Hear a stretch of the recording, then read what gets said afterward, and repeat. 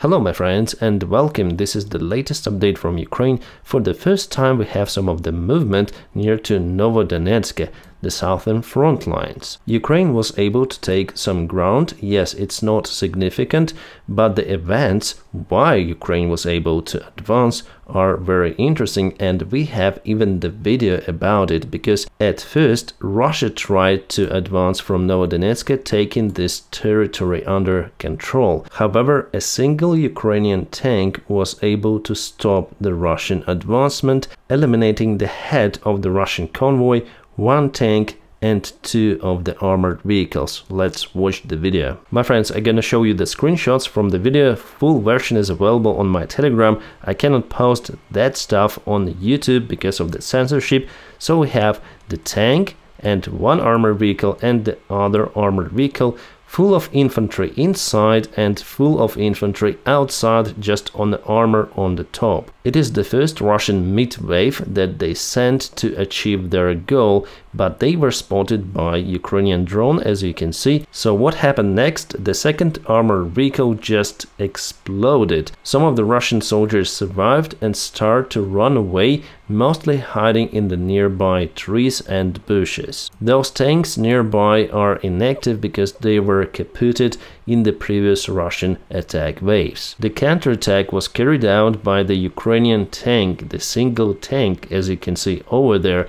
So the first armored vehicle is targeted, the second one in the convoy, and later on the third one was targeted too. After that, our tank fired some of the smokes to hide its positions, because there is still active Russian tank looking for the threat. You can see that Russian tank even tried to fire towards the position of the Ukrainian tank. It has even the top, the grill, against the drone attack. However, it didn't help. The Ukrainian tank just penetrated the Russian one with the cumulative shell, causing the fire. So the Russian tank was kaputted. All of the three vehicles were demolished by the single Ukrainian tank and quite a talented crew. Later on, our guys landed there with their armored vehicle to clear the space from the Russian soldiers who were hiding just in the bushes. Guys also did the perfect job, but I'm unable to show their jobs to you over here because of that censorship. Sorry. The deep state military map confirmed the position of the Russian attack attempt. It happened over here, and later on Ukraine moved forward, taking more of the Russian positions. It wasn't the only attack attempt of the Russian Federation today. Well, honestly, I cannot confirm this direction of the Russian attack. I think that it also happened somewhere on the south, and all of the Russian convoys and forces again were demolished by Ukrainian artillery and drones. But in this particular case with the tank, the javelin was used, so javelins are very effective. But today Russia also tried to advance near to Avdiivka as usual, but with more forces, and they were quite successful moving to this side. So here, so far, they are unable to proceed because of the Ukrainian resistance. That's why they continue to move north-westbound. Today they took some of the fields, and also they moved on the south, again at the similar direction. They still cannot enter the industrial part of the city and cut the road, and also unable to move towards Severne. They also tried to advance directly to the city, taking the small part of the ground. Just this part was taken. However, it could be important. As you can see, Russia uses the air surveillance and also artillery fire to move ahead. And this is the Russian advancement. Lots of the losses they have while advancing towards mainly nowhere. They need to advance to the south, not to this direction. There is nothing they can use to take the ground for the long time. However, they also perform surveillance, so maybe they're gonna turn to this direction afterwards. Russians are using the kamikaze armored vehicles, MTLBs. Those have the light armor but still able to withstand the usual fire from the automatic guns and something like that. So driver disembarks, leaving the vehicle, moving forward. Driver runs out across the field, hiding, and later on the vehicle just explodes with a huge kaboom. I guess for this huge explosion they put around 2 tons inside that MTLB. Mostly the anti-tank bombs are okay to detonate with that power. It is a really enormous explosion. Luckily, the vehicle haven't reached the Ukrainian positions in the nearby forest line, but exploded just on the minefield. However, with that explosion, Russians also got rid of some of the mines and able to use this road to advance further. Alright, so this video that I showed you before with the javelin attack on the Russian tank was filmed in Kupiansk direction. It's one more attempt of the Russian Federation to advance from the specific point. As I remember, it's the third time for them to use this part of the land for the advancement. According to the latest update, Ukraine was able to move a little towards Horlivka city. It's on the northern part from the Donetsk. This territory was occupied for the very long time since 2014, and now Ukraine has this assault vector. We may check it on the other source. So Ukraine took this part under control. It's awesome. Speaking about the Ukrainian assault operation on the south, for now I'm unable to say more news about it, but there's the information that Russians are not okay with the Ukrainian landing operation, and in the future, as I promised to you, there will be some interesting events, hopefully, and quite positive for Ukraine.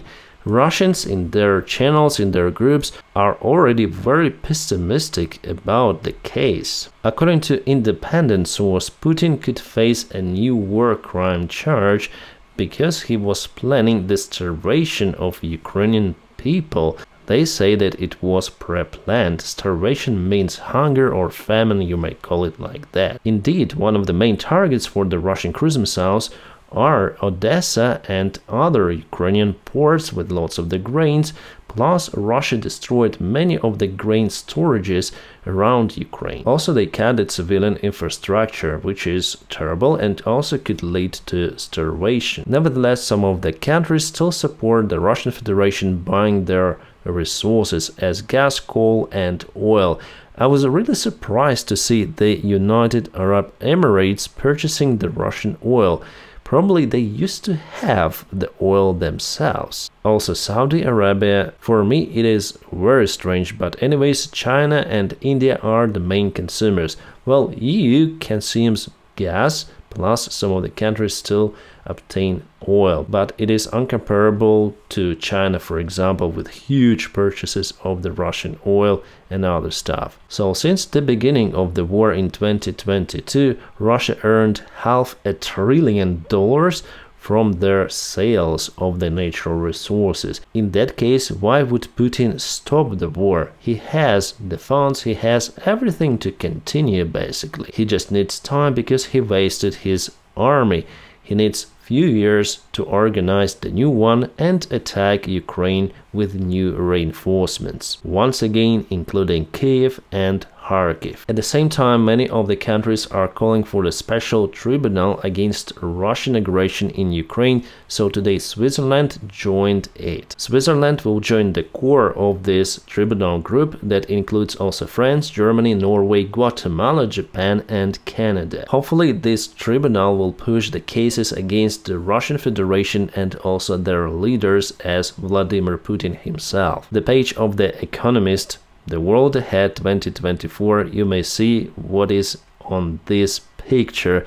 My friends, I promise not to comment on the Trump's topic, maybe until the elections in the United States, because they will touch Ukraine and there will be lots of the events happening over there around the elections. But for now, I will not comment on this topic, but it will be really hard for the world in 2024. Right after the meeting with Xi Jinping, Biden gave the press conference where he answered the question whether he counts the Xi Jinping as the dictator, and he answered positively. Let's watch this video. Hopefully you'll hear the audio.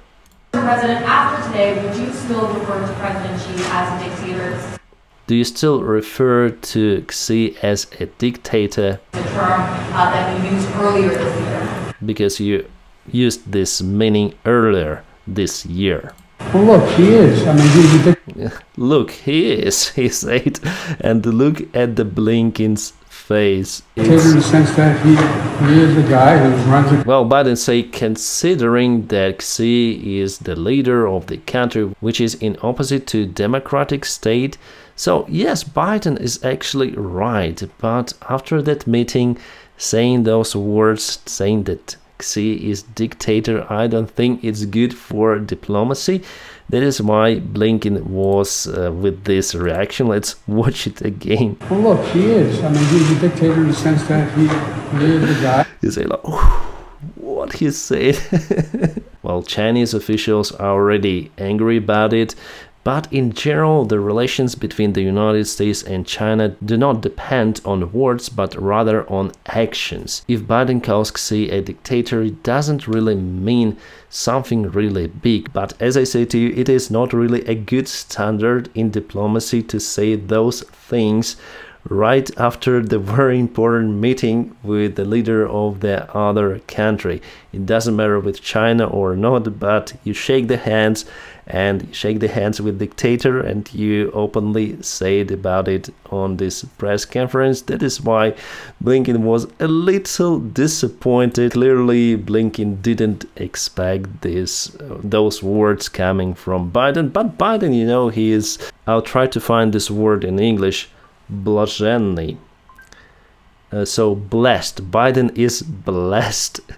Yes, this word has different meanings, but we also call people who lived the most part of their life on this planet and they do not want anything else. They just live, they may say everything, and they don't really care on the circumstances of their words. So Biden is блаженный, so blessed. He is again as the child may say truth and basically everything, and everyone would understand that, okay, it's Biden, you know.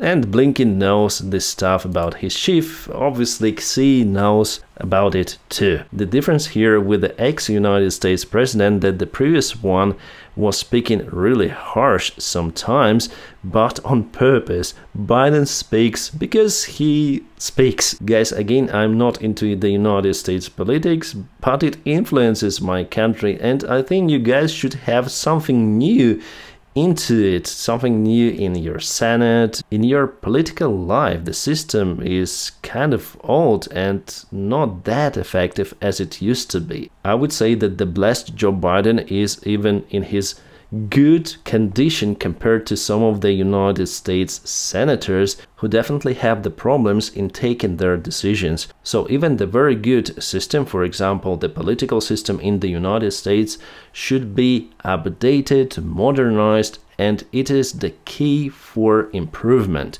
Without it, it will go to recession. This is what happened, by the way, to the Soviet Union. We had the blessed people everywhere in the Communist Party of the Soviet Union, and it was the start of the collapse of the Soviet Union, actually. But because the United States is the democratic country, it continued to live with any kind of the system. Again, my friends, if you are elderly, don't take it personally. We are very unique and very different. You know, Joe Biden is 80 years old, and I would be very happy to be as fit as him and to think as him in that age. So in general, he really does a great job in that age. Whether he can perform his duties as the United States president in that age, well, there is no limit for it. But the second most important thing is not the president himself, but the advisors and the team of the White House. I think that this guy, Anthony, really pushes a lot for the United States nowadays. He really does a good job. Oh, I just forgot to tell you, there was the kaboom on the Russian military base today in Volgograd. The ex-name of the city is Stalingrad. The Russian official media sources are mostly silent about the case, and just local sources report the fire in the military base. They say that ammunition depot caught fire, but there was the drone attack, which was confirmed by locals. Also, the relatives of the soldiers are unable to reach their sons and husbands by calling them because the receiver is unreachable. I wonder why. The great spiritual leader of Iran, Ali Khamenei said that Iran will not fight for Hamas in the war against Israel. Finally, they admitted it.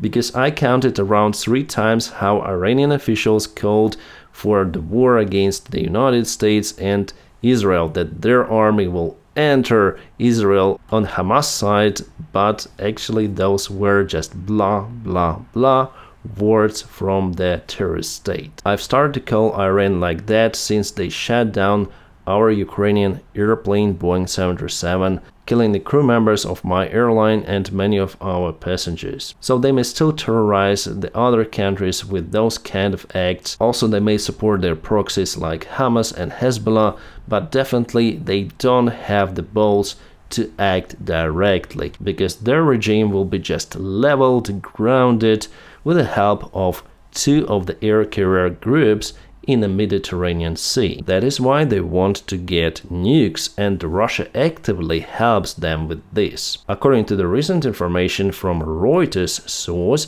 Iran already has enough uranium to produce at least 3 of the nuclear bombs. I think that the world shouldn't allow it to happen. I think that the special forces of many of the countries should be landed in Iran to eliminate this threat, to eliminate the factories that potentially might produce the nukes for Iran, because the current regime over there is the big threat for our planet. Meanwhile, according to Bloomberg, the United States is quietly sending some munition to Israel.